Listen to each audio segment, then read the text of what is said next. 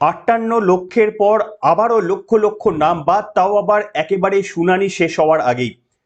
7 তারিখ ছিল শুনানি শেষ হওয়ার শেষ তারিখ, কিন্তু মনোজ আগরওয়াল জানিয়ে দিয়েছেন কয়েকটি জায়গায় এখনো পর্যন্ত শুনানির কাজ সম্পূর্ণ না হওয়ায় তিনি এক্সটেনশন চেয়েছেন। তার অংশটি শুনিয়ে আজকে এমন তথ্য আপনাদের সামনে দেব যে তথ্যটা নিশ্চিতভাবে তৃণমূলপন্থীদের জন্য কখনোই ভালো নয়, এবং মমতা বন্দ্যোপাধ্যায় কালো কোটে কেস খেয়েছেন এমন সম্ভাবনা উজ্জ্বল হচ্ছে। শুনুন আগে মনোজ আগরওয়াল কি বলছেন। হ্যাঁ, আমি একটু আগে করেছি যেটা আছে, আমি 7-8টা ডিও থেকে পেয়েছি কি সব জায়গায় কাজ কমপ্লিট হয়নি, কিছু জায়গায় হিয়ারিং কমপ্লিট হয়নি, কিছু জায়গায় আপলোডিং অফ ডকুমেন্টস কমপ্লিট হয়নি, কোথায় কোথায় ভেরিফিকেশন ডিও আছে, আর কিছু জায়গায় যেটা আছে ডিসিশন, ফাইনাল ডিসিশন ইয়ারও পেন্ডিং আছে। এটা নিয়ে যেটা লাস্ট ডেট ছিল 7 তারিখ, আজকে ছিল, ওটা আমি 7 দিন এক্সটেনশন চেয়েছি, 14 তারিখ পর্যন্ত টাইম চেয়েছি। শুনলেন, তিনি আরো 7 দিনের সময় চেয়ে নিয়েছেন, এবং পরিষ্কারভাবে এই যে পিছিয়ে যাচ্ছে ব্যাপারগুলো, এই যে কেচিয়ে যাচ্ছে, এইটা কিন্তু কার্যত একটা সাংবিধানিক সংকটের দিকে আমরা চলে যাচ্ছি। এবং যদি সুপ্রিম কোর্ট এটাতে ইন্টারভেন প্রপার, মানে এমনিতেই মামলা চলছে, কিন্তু ইন্টারভেন যদি সেই অর্থে এদিকে না করে, তাহলে নির্বাচন কমিশনের আইন অনুযায়ী কিন্তু রাজ্যে রাষ্ট্রপতি শাসনের একটা আশঙ্কা বারবার শুভেন্দু অধিকারী করছেন, সেটাও আজকেও বলেছেন, সেটাও শোনাবো আপনাদের সামনে। আর শোনাবো কালো কোটে কেস খেয়েছেন মুখ্যমন্ত্রী মমতা বন্দ্যোপাধ্যায়। নমস্কার, welcome to simple as ABC. আপনাদের সকলকে স্বাগত জানিয়ে শুরু করছি অত্যন্ত গুরুত্বপূর্ণ একটি পর্ব। আমি আপনাদের সামনে প্রথমে বিরোধী দলনেতা শুভেন্দু অধিকারীর বক্তব্যটা শুনিয়ে নিতে চাইবো। তিনি বলছেন যে, মানে যেটা তিনি বারবার বলে এসেছেন, যে এই তো সাংবিধানিক সংকটের দিকে যাচ্ছে, যদি যদি কোনো না ভাবে এর সুরাহা পাওয়া যায়, কিংবা যদি এটা 5ই মের মধ্যে যদি একটা নতুন সরকার গঠন করতে না পারে, তাহলে এর দায় এবং দায়বদ্ধতা রাজ্য সরকারের, ইলেকশন কমিশনের। বিজেপি হিসাবে আমাদের এর কোনো দায় এবং দায়বদ্ধতা নেই, আপনারাও যদি তাই মনে করেন। এবং এটাই কি আমাদের কাছে একটা সুবর্ণ সুযোগ, যে অন্য কোনো উপায়ে তো আর 356 হচ্ছে না। যদি এই উপায়ে 356 নিদের পক্ষে হয়, তাহলে রাজ্যের শান্তি শৃঙ্খল ভাবে ভোট প্রক্রিয়াটা যদি করা যায়, তাহলে এই রাজ্য সরকার, এই দলটির পতন নিশ্চিত। এটাও কি মনে করেন? এটা যদিও আজকের পর্বের আলোচনার বিষয় নয়, কালো কোটে কেস খেয়েছেন এটাই আলোচনা করব, কিন্তু তার আগে বিরোধী দলনেতা কি বলেছেন। মনে করি ত্রুটিমুক্ত ভোটার তালিকা বের করানোর দায়িত্ব নির্বাচন কমিশনের, তাকে সহযোগিতার দায়িত্ব রাজ্য সরকারের। আর 5ই মের মধ্যে সরকার না হলে রাষ্ট্রপতি শাসন হবে, তার দায়ভার রাজ্য সরকারকে নিতে হবে, ইলেকশন কমিশনকে নিতে হবে। বিজেপির কোনো দায়ভার নেই। বিজেপি এই ডেট নিয়ে, আমরা চাই মৃত, ভুয়া, একাধিক জায়গায় নাম আছে ডবল ট্রিপল এন্ট্রি, এবং বাংলাদেশি অবৈধ অনুপ্রবেশকারী, অর্থাৎ বাংলাদেশি মুসলমান আর রোহিঙ্গা, এদের একজনেরও যেন নাম না থাকে। যদি চূড়ান্ত তালিকায় কারো নাম থাকে, আমরা আপিলে যাব ডিইওর কাছে। ডিইও যদি আপিল রিজেক্ট করে, আমরা সিওর কাছে যাব। সিও যদি আপিল রিজেক্ট করে, আমরা হাইকোর্টে যাব। শুনলেন, আপনারা লিখে জানাবেন যে এটাই কি আমাদের একটা সুযোগ হয়ে আসতে চলেছে। দেখুন, আমি বিশ্বাস করি এটাও সুযোগ হবে না। তার কারণ সুপ্রিম কোর্টের কাছে কেস রয়েছে। যদি ডিলেও হয়, তাহলে সেই ডিলেটাও সুপ্রিম কোর্টই হস্তক্ষেপ করে বলবে যে 1 সপ্তাহ যদি ধরুন 5ই মের মধ্যে যদি না হয়, তাহলে সেটা সুপ্রিম কোর্টই সিদ্ধান্ত নিতে পারবে। তার কারণ ইলেকশন কমিশনের উপরে তো সুপ্রিম কোর্ট, তাই না? ডেফিনেটলি তো ইলেকশন কমিশন অনেক কিছু, তাদের ওশেনিক পাওয়ার যতই দেওয়ার কথা বলা থাকুক না কেন, ভারতের সুপ্রিম কোর্টের ওপরে তো আর কারোর পাওয়ার আছে বলে তার মনে হয় না। কিন্তু সেই পাওয়ারকে ব্যবহার করে রাজ্যের মাননীয় মুখ্যমন্ত্রী এসআইআরে অনুপ্রবেশকারীদের হয়ে সওয়াল করছেন, যেটা নাম না করে রাজ্যসভার মধ্যে ভারতের প্রধানমন্ত্রী বলেছেন যে কোর্টের ওপর চাপ সৃষ্টি করছেন। আর এইটার পরেও কি সুপ্রিম কোর্ট বসে থাকবেন? দেখুন, এই পর্বটি যখন করছি, তখন কোনো জায়গা থেকে কোনো সূত্র মেলেনি যে মমতা বন্দ্যোপাধ্যায় যাচ্ছেন কিনা, কিন্তু আমার নিজস্ব ওপিনিয়ন হচ্ছে মমতা বন্দ্যোপাধ্যায় আবারও যাবেন। এবং তিনি যাবেন বলেই ইতিমধ্যে ওই 8,505 জন অফিসারকে তিনি বলেছেন যে আমাদের অ্যাভেলেবেল রয়েছে, মাইক্রো অবজারভারদের জায়গায় এরা কাজ করার জন্য সক্ষম। এই কাজটি নির্বাচন কমিশন অনেক দিন আগে মেল করে জানিয়েছিলেন মুখ্যমন্ত্রীকে, নবান্নের সহযোগিতা চেয়েছিলেন।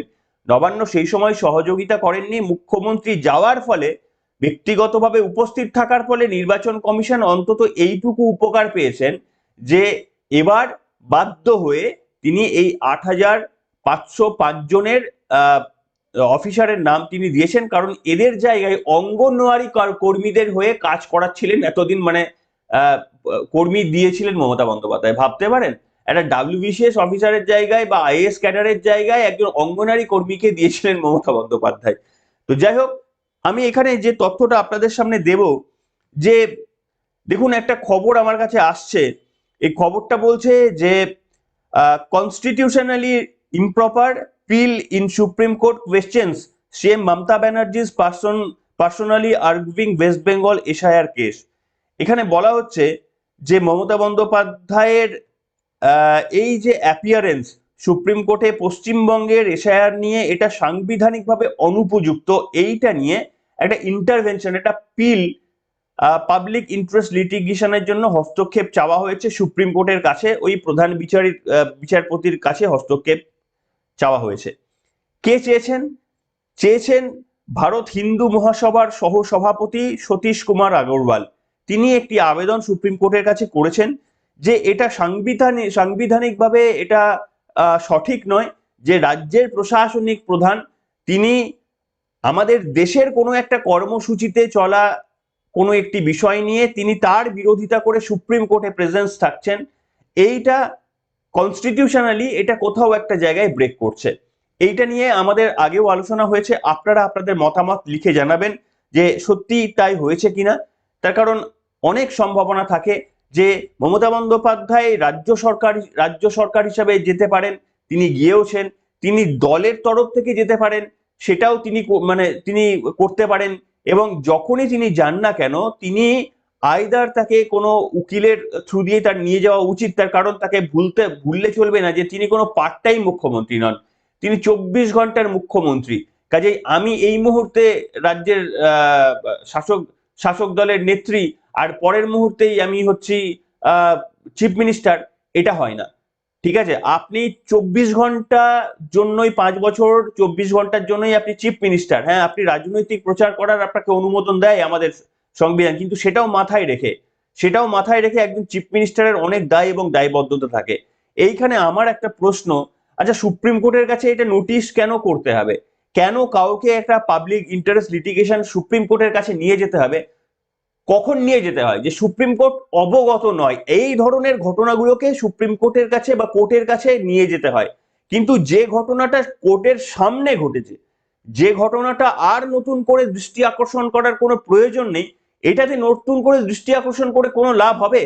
আমার মনে হয় যে কোনো একটা জায়গায় আমাদের বিচারপতিদের তো পূর্ণ সম্মান, পূর্ণ আস্থা বিচার ব্যবস্থার উপর রেখেই আমার মনে হয়েছে যে বারবার যদি এই উল্লঙ্ঘনটা ঘটতে থাকে, বারবার যদি এইরকম একজন মুখ্যমন্ত্রী প্রেজেন্স থাকবেন এবং তার প্রেজেন্সে এই রাজ্য সরকারের সমালোচনা করে রায় দিতে কি পারবেন, এই প্রশ্নটা যদি আমি সাধারণ মানুষ হয়ে করি, তাহলে সেই কনফিডেন্সটা কি বিচারপতিরা আমাদের দেখাতে পারবেন?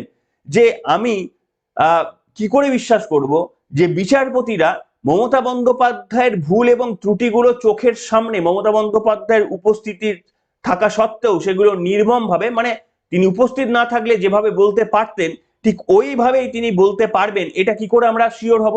তাহলে কি বিচারপতিরা কখনো এরকম হতে পারে যেহেতু মমতা বন্দ্যোপাধ্যায় ওখানে দাঁড়িয়ে থাকবেন, তাই যদি কোনো ইন্টারিম অর্ডার বা রায় দেন তাহলে সেটা অতটা গভীরে দিতে পারবেন না, তার কারণ একজন প্রশাসনিক প্রধান দাঁড়িয়ে রয়েছেন, সেই রাজ্যের ব্যর্থতা যদি একজন প্রশাসনিক প্রধানের সামনে যদি করা হয়, তাও আবার তিনি এসেছেন বড় মুখ করে বলতে, তার বিরুদ্ধে যদি এখন কিছু ইন্টারিম অর্ডার দেওয়া হয় তাহলে সেটা তো তার সম্মানে আঘাত লাগতে পারে। এরকমও তো সবাই তো ultimately human being.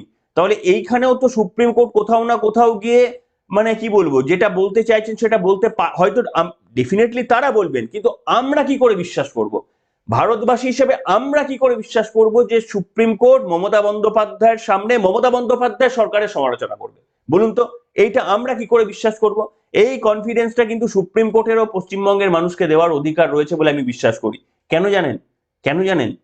Mamata Bandyopadhyay এই যাদেরকে নিয়ে গেছেন, আপনারা শুনেছেন অনেক বিতর্কিত ঘটনা যে তাদের নাকি টাকা পয়সা দিয়ে নিয়ে যাওয়া হয়েছে, অনেক অন্যান্য ইউটিউব চ্যানেল থেকে আপনারা শুনে নিয়েছেন, সেটা বিজেপির নেতারা সোশ্যাল মিডিয়ায় দিচ্ছেন বলে আমিও অবগত হয়েছি। তো যাই হোক, আমি একটা ঘটনায় স্তম্ভিত হয়ে গিয়েছি। আপনারা জানেন যে তৃণমূলের একজন কাউন্সিলর, উত্তর ব্যারাকপুরের একজন কাউন্সিলর রবীন্দ্রনাথ ভট্টাচার্য অবৈধ নির্মাণকে কেন্দ্র করে একজন অশীতিপর বৃদ্ধ প্রতিবাদ করেছিলেন। আপনারা জানেন সেই প্রতিবাদের ফলে তার উপর চড়াও হয়ে গিয়ে ওই অশীতিপর বৃদ্ধের উপর লাথি মেরে তাকে মেরে দিয়েছে তৃণমূল কংগ্রেস। কেন এই কথাটা বলছি? যে মমতা বন্দ্যোপাধ্যায় এসআইআর এ মৃত্যু হয়েছে বলে, অমানবিক নির্বাচন কমিশন বলে সুপ্রিম কোর্টের দ্বারস্থ হচ্ছেন, সেই মমতা বন্দ্যোপাধ্যায়ের একজন কর্মী, তার দলের একজন সম্পদ, এরকম সম্পদ তো পশ্চিমবঙ্গে ভরে রয়েছে, ইনি তো একা নন, এরকম ভরে রয়েছে। এই সম্পদগুলির মধ্যে একটি সম্পদ এক লাথি মেরে একটা অশীতিপর বৃদ্ধকে মেরে দিয়েছে। তার দোষ কি? সে অন্যায়ের প্রতিবাদ করেছিল। বুঝতে পেরেছেন? এই অবস্থায় মমতা বন্দ্যোপাধ্যায় যাচ্ছেন মৃত্যু নিয়েই বক্তব্য বলতে। শুনুন এই পরিবারের লোকগুলো যারা মানে এইরকম অদ্ভুত ঘটনা, যে শাসকের দলের ইয়ে থেকে লাথি মেরে মারা হয়েছে, তারা কি বলছেন একবার শোনাবো। আপনারাও শাক দিয়ে মাল থেকেই যা দেখানোর দেখান। বাদ দাও, ওনারা কি করবে? ওনাদের যেটুকু করানোর ওরা করবে না, দেখাবে তো না, সেইটাই আমার বক্তব্য। একটা মানুষ এইভাবে একটা মানুষকে এরকম করে লাথি মেরে ছুঁড়ে থাকে, ঠিক? আপনারা বলুন না, একটা বয়োজ্যেষ্ঠ মানুষকে, বাবার বয়সে মানুষকে, একটা এত বড় মানুষ শিক্ষিত, উনি এর থেকে অশিক্ষা হওয়া ভালো, মানে অশিক্ষিত হয়ে থাকা ভালো। বসো কিন্তু একটা মানুষকে এইভাবে লাথি মেরে উল্টোপাল্টা নোংরা ভাষায় খিস্তি মারা, যা যা হয় সবটা উনি আমাদের ছেলে, পুরো ডিটেইলসটা বলতে হবে, বলুন থেকে সবটা বলো। শুনলেন কতটা মর্মান্তিক? একবার ভগবান না করুক কারোর সাথে হয়, একবার কল্পনা করে দেখে নেবেন। নিজের ফ্যামিলি মেম্বারদের, যারা বয়স্ক লোক রয়েছে, একবার ওই জায়গাটা কল্পনা করে দেখলে কতটা রাগ তৈরি হবে সেই দিন বুঝতে পারবেন, যারা তৃণমূলকে আজও ভোট দিয়ে যাচ্ছেন। কতটা রাগ তৈরি হবে। হ্যাঁ, আপনারা বলবেন যে 6 বছরের জন্য সাসপেন্ড করা হয়েছে। আপনি ভাবুন কতটা হাস্যকর না? এটা তো হাস্যকর মনে হচ্ছে না যে একজন জেলে আজীবন সাজাপ্রাপ্ত, যদি প্রমাণিত হয় তাহলে আজীবন সাজা পাওয়ার মতো অপরাধ করেছে সম্ভবত এই রকম একজন ব্যক্তি, তাকে মাত্র 6 বছরের জন্য সাসপেন্ড করছে দলটি। আরে 6 বছর পর তৃণমূল নামক দলটি থাকবে কিনা সন্দেহ রয়েছে। তো এখানে 6 বছরের জন্য তৃণমূলের আইনে লাথি মেরে একজন অশীতিপর বৃদ্ধকে মেরে ফেললে, লাথি মেরে ফেললে 6 বছরের সাসপেন্ড, এটা তৃণমূল কংগ্রেসের শৃঙ্খলার নীতি। যাই হোক, আপনারা বলুন, আপনাদের মতামত বলে রাখুন। এইখানটায় যাদের এবারও শোনার আগ্রহ রয়েছে, একটা খুব দ্রুত একটা ঘটনা আপনাদের সামনে আমি বলি। দেখুন, বিজেপি কিন্তু এবারে গণতান্ত্রিকভাবে অনেক কিছু করার চেষ্টা করছে। প্রথম কথা, অত্যন্ত ইন্টারেস্টিং, এই পার্টটা মিস করবেন না, অত্যন্ত ইন্টারেস্টিং। বিজেপি, আপনারা জানেন যে এই যে ইস্তাহার বার করছে, ওরা চাইলে নিজেরা লিখে ফেলতে পারতো যে এই দেবো ওই দেবো, হ্যান করবো ত্যান করবো, লেখেনি। ওরা 10,000 ড্রপ বক্স রেখেছে এবং 10,000 না কত ড্রপ বক্স রেখেছে এবং আরো প্রচুর মানুষের কাছে মতামত নিচ্ছে। আপনিও দিতে পারেন ইমেল করে, ফোন নাম্বারে কিউআর কোড স্ক্যান করে তথ্য দিয়ে আপনিও দিতে পারেন। আপনার কি কি মনে হয় উন্নয়ন করা দরকার, সেটা তো একটা গণতান্ত্রিক ভাবে তারা ইস্তাহার প্রকাশের আগে মানুষের মতামত দিচ্ছে। তার থেকেও সব থেকে বড় গুরুত্বপূর্ণ একটা সিদ্ধান্ত তারা নিয়েছে, এটা অত্যন্ত গুরুত্বপূর্ণ। সেটা হচ্ছে যে এবারে প্রার্থী বাছাইয়ের জন্য কিন্তু আবারও গণতান্ত্রিক পদ্ধতি তারা মেনে চলছে। কি করছে না, বিজেপি জেলা স্তরে স্তরে, আগে কি হতো, ওই তৃণমূলের মতো আইপ্যাক কি করে, সার্ভে করে, ফোন আসে না, এই যে কেমন আপনাদের কাউন্সিলর ভালো কাজ করেছে কিনা, আপনাদের ওখানকার তৃণমূলের নেতাকে কেমন কাজ করছে, মাঝে মাঝে ফোন টোন আসে। এরকম ভাবে সার্ভে করছে না বিজেপি নিজেদের লোকজনরা সেখানে যাচ্ছেন এবং এক একটা সাংগঠনিক অঞ্চলে যেখানে 7টা 8টা করে বিধানসভা থাকে, সেই জায়গার প্রত্যেকটি বিধানসভার এক একটি বিধানসভাকে ধরে তাদের মন্ডল সভাপতি কিংবা প্রাক্তন মন্ডল সভাপতি কিংবা সেখানকার বিজেপি নেতারা যারা পদাধিকারী রয়েছে, তাদেরকে নিয়ে আসছেন একটা ঘরে, নিয়ে এসে সেখানে তাদের হাতে একটা ফর্ম দিচ্ছেন। ওই ফর্মটার মধ্যে কয়েকটা চৌকো চৌকো বক্স করা আছে, 3টে বক্স করা আছে, যে আপনার প্রথম পছন্দের প্রার্থী, আপনার দ্বিতীয় পছন্দের প্রার্থী, আপনার তৃতীয় পছন্দের প্রার্থী, এবং ওখানে কোনো বক্সেই আপনার নিজের নামটি লেখা যাবে না, সেটি তারা বলে দিচ্ছেন। এবং 3টি পছন্দের প্রার্থী আপনারা ফিল আপ করে দিন। এরপরে এবং এই যে এই ফর্মটা তাদের কাছ থেকে নেওয়া হবে, ওরা জানতোই না, যখন মিটিং হওয়ার আগে তারা জানতোই না। অর্থাৎ আমরা ডিসকাশন করে, সবাই মিলে একসঙ্গে ডিসকাশন করে অমুক বাবুকে সবাই মিলে ধরো 1 নম্বরে চলো নামটা দিই, এরকম কিন্তু সুযোগ নেই। হঠাৎ করে সবাই মিলে গিয়ে কিন্তু এরকম ভাবে একটা করার চেষ্টা করা হচ্ছে যে তোমার পছন্দ বলো, মানে তোমার ব্যক্তিগত পছন্দটাকে বিজেপি আঁচ করার চেষ্টা করছে, যাতে করে গতবারে 2021-এর ভুলটা আর দ্বিতীয়বার না ঘটে। গতবারে মনে রয়েছে তো, শ্রাবন্তী থেকে আর যা যা রয়েছিল, তো মানে বিচ্ছিরি ভুল সে সময় হয়ে গিয়েছিল। যোগদান পর্ব মেলা বলে যার যত জনপ্রিয়তা তাকেই সেই সময় প্রার্থী করে দেওয়া হয়েছিল। মানে কেউ আবার আমার পছন্দের প্রার্থী বলে, মানে সেও নিজে বলে দিলে এখানে ওখানে মানে এই জায়গায় ওকে প্রার্থী করে দাও বললেই সেও প্রার্থী হয়ে গিয়েছিল। একেবারে চূড়ান্ত বিশৃঙ্খল পরিস্থিতি সেইখানটায় যেন না হয় কোনোভাবে। এবং সত্যি করে যাকে প্রার্থী করা হবে, সাংগঠনিক লোকজনরা তাকে নিয়ে চলতে পারবে কিনা, বাকি যারা রয়েছেন তারা ওই ব্যক্তিকে জেতানোর জন্য, জয়ের জন্য ঝাঁপাবেন কিনা, সেইটা ফিল করার চেষ্টা করছে বিজেপি। ধরুন আপনার এলাকায় মানে কাউকে একটা দাঁড় করিয়ে দেওয়া হলো এবং তার সঙ্গে সংগঠনের কারো যোগাযোগই নেই, সে একটা টিভি সিরিয়ালে 2-1টা সিরিয়াল করেছে বলে, কিংবা ডান্স বাংলা ডান্সে 2-1বার নেচেছে বলে, তো সেখানে তাকে করে দেওয়া হলো। বিজেপি সেখানকার কর্মী সংগঠনের সঙ্গে তাদের কোনো লিঙ্কই নেই। তো কি হয়েছিল আগের বার, এই সমস্ত কর্মী সংগঠনরা না এর হয়ে প্রচার পর্যন্ত করেনি, তারা বাড়িতে বসে গিয়েছিল। তারা বলেছিল যা পারছিস কর, তুই নিজে ঘুরে যা পারবি করে নে। ওই 2-1জন ছাড়া কেউ বেরোয়নি। সেই পরিস্থিতি যেন না তৈরি হয়, তার জন্য কিন্তু এবারে এইটা সিদ্ধান্ত নেওয়া হয়েছে যে পছন্দ মতো করে পছন্দের প্রার্থী কিন্তু ওই সিলেকশন করে দিতে হবে। এরপর 1, 2, 3 করে ধরুন 100 জন জমা দিল বা 500 জন জমা দিল, এই 1, 2, 3 করে সবার নেওয়া হলো, সবারটাকে অ্যাভারেজ করে দেখা হলো কোন নাম্বারের ওয়েটেজ কত, কোন নাম্বারটা বেশি পয়েন্ট পেল, কোন নাম্বারটা মানুষের পছন্দে, মানে বিজেপি সংগঠনের কর্মীদের পছন্দের তালিকায় প্রথম নামটা হিসেবে উঠে আসছে, তাদেরকে প্রার্থী করার সিদ্ধান্ত নিচ্ছে। এরকম নয় বাইরে থেকে একটা হায়ার করলাম, এরকম প্রচুর সার্ভে আপনি বাইরে থেকে আপনি হায়ার করতে পারেন, টাকা দিলে বসে আছে লোক এরকম টাকার বিনিময়ে সার্ভে করার জন্য। বিজেপি কিন্তু ওই পথে হাঁটছে না, এটা একটা গুরুত্বপূর্ণ। অর্থাৎ সব দিক থেকে ইস্তাহার প্রকাশের দিকেও কিন্তু গণতান্ত্রিক ভাবে তারা করার চেষ্টা করছে, মানুষের পালস বুঝে। তবেই কিন্তু, যদি লক্ষ্মীর ভান্ডার মানুষ প্রত্যাখ্যান করে তাহলে দেখবেন হয়তো লক্ষ্মীর ভান্ডার থাকবে না। যদি লক্ষ্মীর ভান্ডার মানুষ অ্যাকসেপ্ট করে তাহলেই লক্ষ্মীর ভান্ডার থাকবে। জাস্ট একটা এক্সাম্পল দিচ্ছি।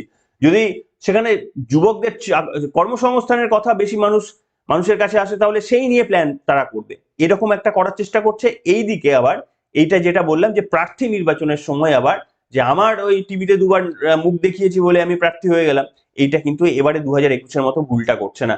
কাজে যতগুলো দিক থেকে সম্ভব সবগুলো দিক থেকেই ঘর গোছানোর তারা চেষ্টা করছে। এবার শুধুমাত্র নির্বাচনটা সঠিকভাবে হতে হবে আর কাউন্টিংটা সঠিকভাবে হতে হবে, তাহলে এই রাজনৈতিক দলটি আর খুঁজে পাওয়া যাবে না। কতগুলো আসন পেতে পারে বলুন তো বিজেপি এবারে, আর তৃণমূলই বা কত পেতে পারে? 100 টপকাবে তৃণমূল, আর বিজেপি কত 140-এর আশপাশে যাবে বলে মনে করছেন?